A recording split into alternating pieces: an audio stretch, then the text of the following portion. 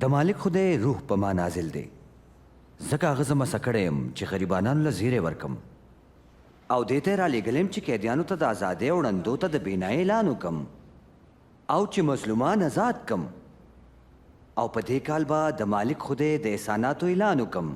څومره ښې خبرې کوي. نن چې تاسو د کلام کومه حصه واورېده نو هغه پوره شوه. څه کلام پوره شو؟ دا لوس خو صرف مسیح پوره کولی شي. دا څنګه کېدی شي؟ تاسو به ما ته دا متل ضرور وایئ حکیمه خپل ځان روغ کا او دا به هم وایئ تا چې هر څه کفر نهوم کې کړي دي هغسې دلته خپله خاریه کې وکړه. زه تاسو ته وایم یو نبي هم په خپل ښار کې چا قبول کړی نه دی.